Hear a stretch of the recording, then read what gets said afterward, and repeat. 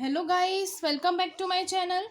आज मैं आपको बिजनेस स्टैटिक्स का नेक्स्ट टॉपिक स्टार्ट कराने जा रही हूँ, जो कि है methods of constructing index numbers.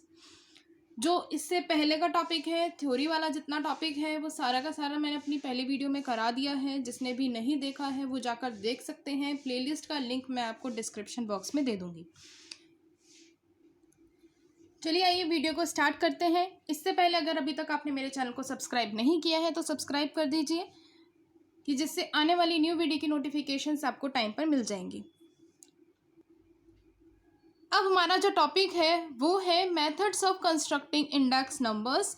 अलग अलग मेथड्स होते हैं, मेनली आपके 2 मेथड्स होते हैं जो आपका इंडेक्स नंबर है उसको कंस्ट्रक्ट करने के लिए। सबसे पहला होता है आपका सिंपल इंडेक्स नंबर्स, दूसरा होता है weighted index numbers. Simple index numbers को हम अनवेटेड इंडेक्स नंबर्स भी बोलते हैं।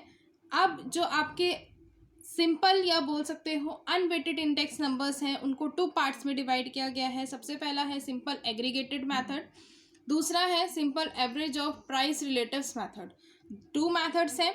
आज हम जो करने वाले हैं वो इन 2 मेथड्स को ही करने वाले हैं, सिंपल एग्रीगेटिव और दूसरा simple average of price relative method. अब हमारा जो वेटेड इंडेक्स नंबर्स है उसमें भी 2 मेथड्स हैं, वेटेड एग्रीगेटेड मेथड और उसके बाद प्राइस रिलेटिव्स मेथड है। अब इसमें जो भी मेथड्स हैं, जो वेटेड इंडेक्स नंबर्स हैं, उसमें आपके ये वाले मेथड्स आते हैं, लेस्पियस मेथड्स आते हैं, पास्चे मेथड होता है, फिशर मेथड होता है, डॉर्बिश एंड बॉलिस मेथड होता है, उसके बाद मार्शल एंड एचवर्थ मेथड होते हैं, कैली मेथड है। ये आपके 6 मेथड्स हैं। आज जो हम करेंगे वो हम करेंगे अनवेटेड सिंपल इंडेक्स नंबर्स। तो सबसे पहला जो है सिंपल एग्रीगेटिव मेथड, वो होता क्या है, उसका फॉर्मूला क्या है, ध्यान से सुनना। हमारा सिंपल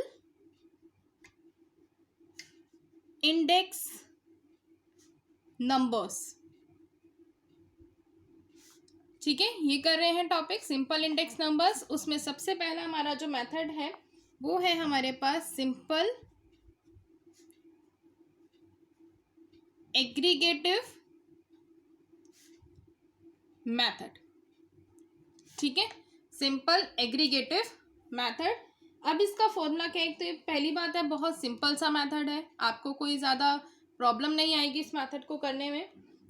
इसका फॉर्मूला है P01 equals to summation P1 summation P0 multiply में 100। अब आप इसको समीशन बोलते हैं या सिग्मा बोलते हैं, जो भी बोलते हैं, बट ये इसको हम बोलते हैं समीशन, ठीक है। Summation P1 summation P0 multiply में 100। अब ये इसमें क्या करना है, अब ये P01 क्या कहला रहा है, P01 में ये है कि ये आपका ये दिखा रहा है इंडेक्स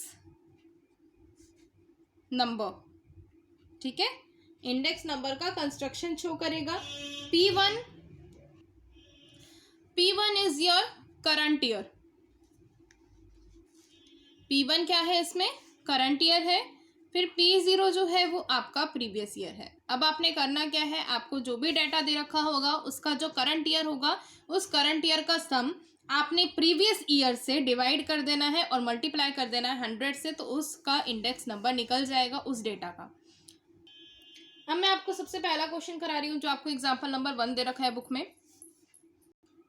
क्वेश्चन देखिए, construct price index number for 2014 based on 2005 using simple aggregative method. यहाँ पे अगर हो सकता है कि आपको थोड़ा ईयर का चेंज मिल जाए, बाकी क्वेश्चन में सेम ऐसे ही करना है जैसे मैं आपको बता रही हूँ।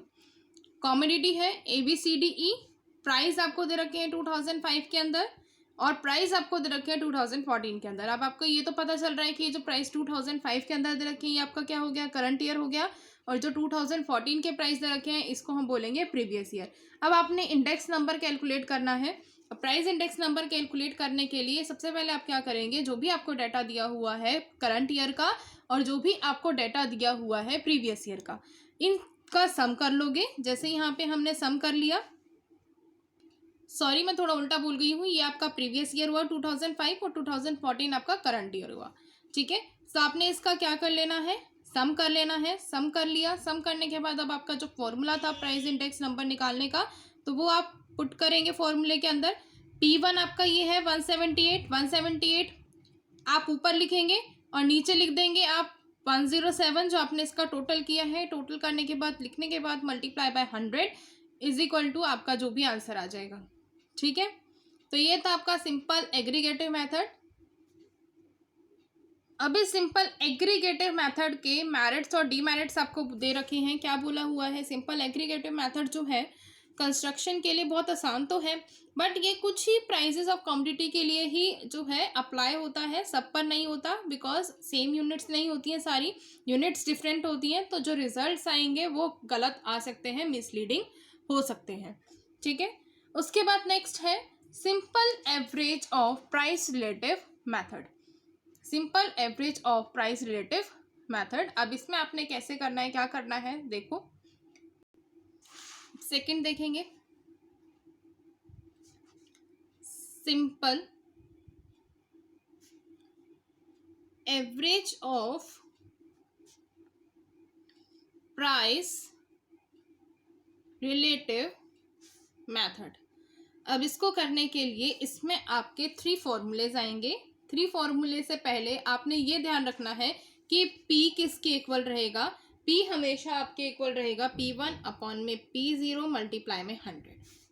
ठीक है, ये चीज़ ध्यान रखना कि अगर आपकी प्राइस की वैल्यू है तो जो प्राइस है वो P1 अपॉन P0 मल्टीप्लाई में 100 के इक्वल ही रहेगा। अब इस केस में आप क्या करोगे, सबसे पहला जो मेथड होता है वो होता है जब आपको क्या यूज़ करना हो, अरिथमेटिक मीन। ठीक है, अगर आपको अरिथमेटिक मीन का मेथड यूज करना है तो सबसे पहले आप क्या करेंगे, जो आपकी P की वैल्यू मैंने आपको बता दी, अब आप लिखेंगे फॉर्मूला कैसे बनेगा। P01 अब हमें इंडेक्स नंबर कैलकुलेट करना है, तो फॉर्मूला बनेगा summation of P divided by N। अब यहाँ पे कौन सी चीज क्या बताती है, ये आपको बताता है इंडेक्स नंबर। ठीक है, अब यहाँ पे जो आपका N है वो आपको ये बताएगा कि नंबर ऑफ कॉमोडिटीज कितनी है, या मैं कहती हूँ नंबर ऑफ आइटम्स कितने हैं। ठीक है, N आपको क्या बताएगा, नंबर ऑफ आइटम्स। और ये जो P है, इस P के अंदर आपको ये पता है कि जो 1 यूज हो रहा है वो हमारा करंट ईयर के लिए यूज हो रहा है, और जो 0 यूज हो रहा है वो यूज हो रहा है प्रीवियस ईयर के लिए। ठीक है, अरिथमेटिक मीन कैसे कैलकुलेट करोगे। अब अगर मैं इसको खोलूं मेथड को, देखो P01 तो क्या खुलेगा, P किसके इक्वल है हमारा, P1 अपॉन में P0 मल्टीप्लाई में 100 और N का N तो हमारी नंबर ऑफ आइटम्स हैं। ठीक है, अब इससे रिलेटेड मैं आपको एक क्वेश्चन करा रही हूं। क्वेश्चन है आपका example number 2, the following are the prices of commodities in 2009 and 14। अब 9 क्या है आपका प्रीवियस ईयर और 14 क्या है आपका करंट ईयर। उसके बाद इन्होंने बोला प्राइस इंडेक्स आपको किसके ऊपर निकालना है, प्राइस रिलेटिव मेथड के बेस पर निकालना है, और 2009 आपने बेस ईयर की तरह लेना है, ये आपको पता ही है। नेक्स्ट है अर्थमेटिक मीन, ज्योमेट्रिक मीन और मीडियन। अभी हमने अर्थमेटिक मीन किया है तो मैं अर्थमेटिक मीन वाला क्वेश्चन करा रही हूँ। अब हमारी कॉमोडिटीज दे रखी हैं और प्राइसेस दे रखे हैं। अब आगे देखो, price index using arithmetic mean of price relatives. अब सबसे पहले आप कॉमोडिटीज लिख लेंगे। अब कॉमोडिटीज जो है ये आपकी नंबर ऑफ आइटम्स हैं जो हम N से डिनोट करेंगे, तो कितनी है, 5 है, तो ये N आपका 5 हो गया। उसके बाद आपको प्राइस दे रखे हैं 2009 के और 2014 के। अब आपने क्या निकाल लेना है, सबसे पहले P निकाल लेना है। P निकालने के लिए P1 अपॉन में P0 मल्टीप्लाई में 100। अब इसको कैसे कैलकुलेट करोगे, सबसे पहले आप क्या लोगे, P1 प्राइस मीन्स आपका ये वाला जो प्राइस है 70, पहले आप इसको लोगे, देखो 70। अब डिवाइड किससे बोला है, 50 से, तो डिवाइड करेंगे हम लोग 50 से और मल्टीप्लाई कर देंगे 100 से, कितना आ गया 140। तो 140 is your price relative method के अकॉर्डिंग आपका P।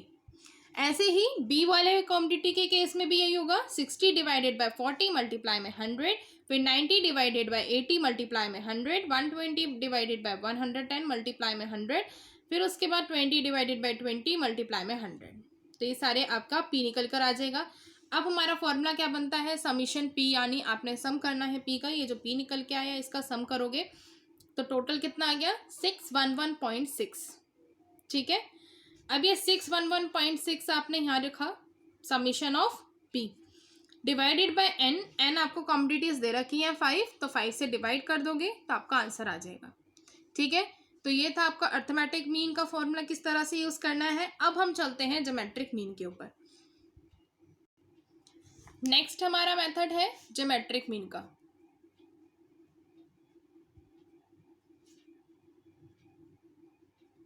ठीक है, ज्योमेट्रिक मीन के अंदर आपका जो फॉर्मूला है वो है P01 इक्वल्स टू में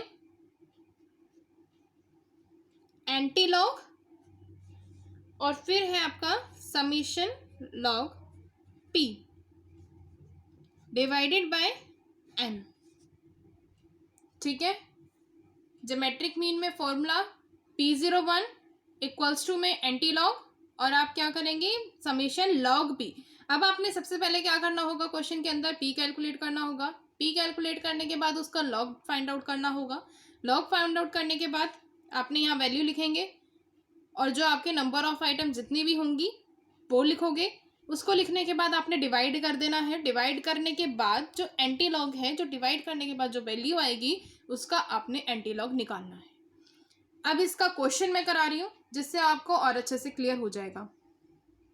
अब हमारा जो क्वेश्चन है वो सेम यही है जिसमें हमने अर्थमेटिक मीन का किया था, वैसे ही आपका ज्योमेट्रिक मीन का है। अब आपने क्या करना है, आपकी क्वांटिटीज 5 है, इसका मतलब आपका n क्या हो गया 5। 2009 यानी 2009 जो ईयर है वो आपका प्रीवियस ईयर हो गया, 2014 आपका करंट ईयर हो गया। अब सबसे पहले आप क्या कैलकुलेट करोगे p, क्योंकि उसका हमें लॉग p निकालना है। तो कैलकुलेट करेंगे p कैसे कैलकुलेट होता है, P1 अपॉन में P0 मल्टीप्लाई में 100। ठीक है, सो P1 और P0 मल्टीप्लाई में 100 यानी 70 डिवाइडेड बाय 50 मल्टीप्लाई में 100 140। इसी तरह से निकल जाएगा जैसे ये ऊपर वाला हमने निकाला था, सेम एज यही निकल जाएगा। ठीक है, उसके बाद अब हमने कैलकुलेट करना है P का लॉग। अब लॉग कैलकुलेट कैसे करोगे, लॉग कैलकुलेट करने के लिए आपको पीछे जो है टेबल दी हुई है। अब हमारे पास लॉग मैं आपको बताती जाऊंगी। यहाँ पहले मैं लिख लेती हूँ कि लॉग हमें कितने की कैलकुलेट करनी है, लॉग 140 का, लॉग 150 का और लॉग 112.5 का। ठीक है, मैं आपको ये वाले करा दे रही हूँ, बाकी मैं आपको पीछे से बता दूंगी। अब आप लोगों की बुक में एक टेबल दे रखी होगी लॉगरिथम की, तो आपने सबसे पहले वो खोल लेनी है। ठीक है, अब आपको लॉग जो है वो फाइंड करना है 140 का। 140 का लॉग कैसे फाइंड आउट करोगे, 14 का 0 पर देखोगे, जो 14 है उसका किस पर देखोगे 0 पर। तो 14 ये रहा आपका, इसका 0 पर देखा तो कितना आया 1461। कितना आया लॉग 1461। अब इसके आगे का प्रोसेस देखो, हमारा लॉग आया 1461।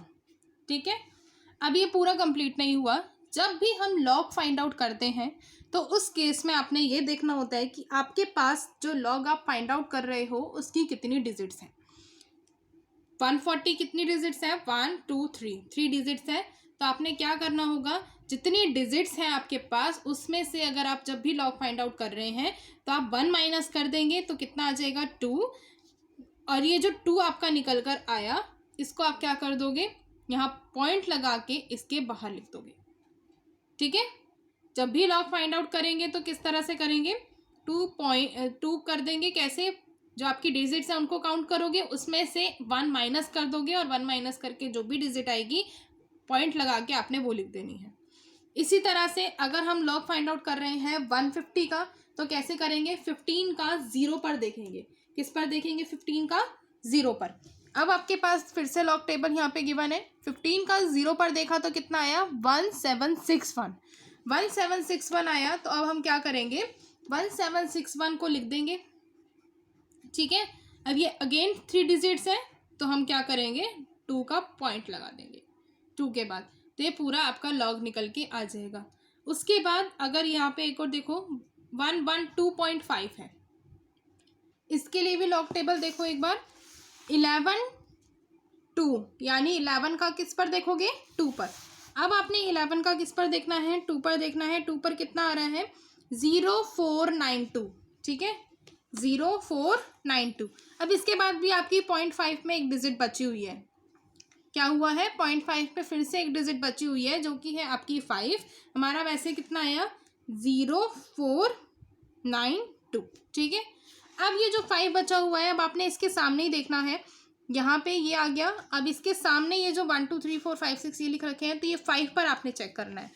अब ये जो है 11 का हमने 2 पर देखा, 11 का ये 2 पर देखा। 2 पर देखने के बाद सीधा जाएंगे तो आपका 5 पर कितना मीन डिफरेंस आ रहा है, 20। अभी जो 20 आया है, अब इसका आपको क्या करना है, इस 20 को इसमें ऐड कर देना है, ठीक है। तो हमारे पास कितना आ जाएगा, 0512। अब अगेन आपने पॉइंट से पहले वाली डिजिट्स को ही देखना है, 3 डिजिट्स हैं। जब 3 डिजिट्स हैं तो 3 - 1 अगेन 2 आ जाएगा, तो 2 आ गया तो 2.0512, ठीक है। तो ये लॉग निकल गया। अब अगर हमें एंटी लॉग निकालना है तो उसका देखते हैं। अब इसी तरह से आपने इनके जो हैं लॉग फाइंड आउट कर लेने हैं। अब आपका लॉग पी जो आया वो निकल कर आ गया। अब लॉग पी जो निकल कर आया उसको सबसे पहले आपने ऐड करना है, तो ये समीशन लॉग पी आ जाएगा। अब उसके बाद आपने फॉर्मूले में पुट करना है। फॉर्मूला क्या था, summation log P by N, और आपका बाहर था एंटी लॉग। एंटी लॉग का एंटी लॉग लिख देंगे। ये जो आया इसको डिवाइड कर देंगे। आपकी क्वान्टिटीज़ कितनी है, 5 से डिवाइड किया तो आपका एंटी लॉग निकल कर आया है हमारे पास, एंटी लॉग 2.0822, ठीक है। अब इसका कैसे फाइंड आउट करोगे, ध्यान से देखना ये चीज़। अब मैंने अपने पास खोल ली है एंटी लॉग की टेबल। अब एंटी लॉग की टेबल में देखो, अब हमारा जो एंटी लॉग फाइंड आउट करना है वो किस चीज़ का करना है, हमें करना है फाइंड आउट 2.0822 का, ठीक है। तो अभी हम ये पॉइंट जो है ना, 2 पॉइंट, इसको छोड़ देते हैं। अभी हम लेते हैं 0.08 का किस पर देखते हैं, 2 पर, ठीक है। 0.08 का हम देखते हैं 2 पर, कितना आया, 1208। कितना आया, 1208। अब 2 फिर से बचा हुआ है तो इसी का हम मीन डिफरेंस भी देख लेंगे 2 पर। तो 2 पर हमारा आ रहा है 1208 था, अब 2 पर हमारा आ रहा है 1, तो कितना आ जाएगा, 1209, ठीक है। हमारा कितना आ गया, 1209। अब हमें इसमें पॉइंट कैसे लगाना है, क्या करना है, क्योंकि अभी हमारा 2 पॉइंट ये बचा हुआ है। तो अब हम क्या करते हैं, एंटी लॉग में ध्यान रखना, जो आपका ये बाहर पॉइंट दे रखा होता है, इस पॉइंट में आप ऐड कर देते हैं 1। क्या ऐड करते हो, 1 ऐड किया, कितना आ गया, 3। अब आपने यहाँ पे 3 नहीं लिखना। अब आपने करना क्या होता है एंटी लॉग में, जो आपकी डिजिट्स होती है आप स्टार्टिंग से स्टार्ट करोगे, 1 2 3 के बाद आपने पॉइंट लगा देना है, ठीक है। तो ये आपका एंटी लॉग निकल के आ जाएगा। इसी तरह से मान लो अगर ये 1 होता, 1.0822 होता, तो हम क्या करते, वही आपका जो लॉग निकल के आया है, जो मेन एंटी लॉग निकल कर आया, वो 1209 ही निकल के आता, 0.0822 का। अब 1 है तो 1 में 1 प्लस कर देते, 2 हो जाता। तो इसका मतलब पॉइंट कहाँ लगता है, 1 2 के बाद, यानी स्टार्टिंग की 2 डिजिट को छोड़कर। अब आपने ये एंटी लॉग आई थिंक आपको क्लियर हो गया होगा। अगर आप लोगों को तब भी कोई डाउट लगता है तो आप मुझे कमेंट में बता सकते हैं। मैं एक अलग वीडियो भी बना दूंगी कि किस तरह से फाइंड करते हैं लॉग और एंटी लॉग, थोड़ी और डिटेल में बना दूंगी। बाकी मैंने यहाँ भी आपको डिटेल में ही बताया है कि अच्छे से समझ में आ जाए। अगर आपको वीडियो पसंद आए हो तो लाइक ज़रूर कर देना, क्योंकि इतना तो है कि इसमें काफ़ी प्रॉब्लम्स आती हैं, बट फिर भी मैंने आपको यहाँ पे भी डिटेल में बताया है। अगर आपको ऐसा लगता है कि थोड़ा और डिटेल में बताना चाहिए तो आप मुझे कमेंट में बता सकते हैं। अब मैं आपको आगे जो नेक्स्ट मेथड है इसका वो मैं बताने जा रही हूँ। वो है हमारे पास, वो है मीडियन, ठीक है। अब मीडियन का फॉर्मूला ध्यान से देखना, P01 इक्वल्स टू में size of n+1 divided by 2, size of n+1 divided by 2। अब मीडियन का आपका फॉर्मूला सिंपल सा है, n+1 डिवाइडेड बाय 2। ये आपका इंडेक्स नंबर है। अगेन अब मैं आपको क्वेश्चन करा रही हूँ कि इसको किस तरह से करना है। Price index using median of price relative quantities आपको गिवन है। प्राइस आपने लेने हैं, यहाँ पे देखो 2014 यानी जो आपका करंट ईयर होगा उसके। अब उसके प्राइस कैसे लिए हैं, देखो यहाँ पे इन्होंने किया क्या है कि आपको प्राइस रिलेटिव निकाल के पहले ही दिखा दिया, यानी कि आपका जो ये है, ये निकला जो हमने निकाला था पी, ये पी एक्चुअल में आपको निकाल के दिखा दिया। अभी जो पी आपको एक्चुअल में निकाल के दिखाया है, पहले आपने क्या करना है, वही करना है 70 डिवाइडेड बाई 50 मल्टीप्लाई में 100। यहाँ पे इन्होंने डायरेक्ट दिखा दिया है, आपने डायरेक्ट नहीं करना है, इसको सॉल्व करने के बाद ही करना है, ठीक है। पी निकालोगे सबसे पहले, पी का फॉर्मूला मैंने आपको बता रखा है, P1 अपॉन में P0 मल्टीप्लाई में 100। उसके बाद जो आपके ये प्राइस रिलेटिव्स निकल कर आएंगे, यानी जो आपका पी निकल कर आएगा, उस पी को आपने क्या करना है, असेंडिंग ऑर्डर में कन्वर्ट करना है, या फिर आप कह सकते हैं अरेंज करना है। सबसे छोटा क्या है, 100 लिख दिया सबसे पहले, फिर 109, फिर 11 2.5, उसके बाद 140 है, फिर 150 है। अब ये असेंडिंग ऑर्डर में जैसे ही आ गया, उसके बाद अब हमें क्या करना है, size of n+1 divided by 2 निकालना है। कैसे, देखो अब इसको, अब हमें पता है n क्या होता है, हमारी नंबर ऑफ आइटम्स होती हैं, ये सबको पता है। अब हमें P01 निकालने के लिए नंबर ऑफ आइटम्स हमारी 5 है, 5 + 1/2 कितना आ गया, 6/2 3, यानी कि ये हो गई आपकी थर्ड आइटम। थर्ड आइटम कौन सी है, यानी सी वाला, तो आपने ये चेक करना है। तो आपकी थर्ड आइटम जो हुई है वो है आपकी 112.5। इसका मतलब जो आपका मीडियन ऑफ प्राइस रिलेटिव से जो आंसर निकलेगा वो निकलेगा 112.5 निकलेगा। क्लियर है। मीडियन से कैसे निकालना है, आपने पहले जो आपकी पी आएगी उसको आपने अरेंज करना है। अरेंज करेंगे असेंडिंग ऑर्डर में, असेंडिंग ऑर्डर में अरेंज करने के बाद आपने अपना फॉर्मूला लगाना है। फॉर्मूला लगाया तो आपके पास क्या निकल कर आई, थर्ड आइटम। तो जो आपके टेबल की, जो आपके डेटा की थर्ड आइटम होगी वही आपकी मीडियन कहलाएगी, या फिर आप कह सकते हैं जो मीडियन आपका निकला है, जो आपका इंडेक्स नंबर है वही कहलाएगा। तो थर्ड आइटम कौन सी है, 112.5, तो यही आपका आंसर है। ठीक है, आई होप आपको बहुत अच्छे से समझ में आया होगा। अगर आपको बहुत अच्छे समझ में आया है तो वीडियो को लाइक करते हुए जाएं और चैनल को सब्सक्राइब करना ना भूलें कि आने वाली न्यू वीडियो की नोटिफिकेशंस आपको टाइम पर मिल जाएं। आज मैं यहाँ तक ही कराऊंगी। नेक्स्ट वीडियो में हम करेंगे नेक्स्ट टॉपिक, जो कि हमारा है वेटेड एवरेज मेथड, उससे रिलेटेड के क्वेश्चंस भी करेंगे।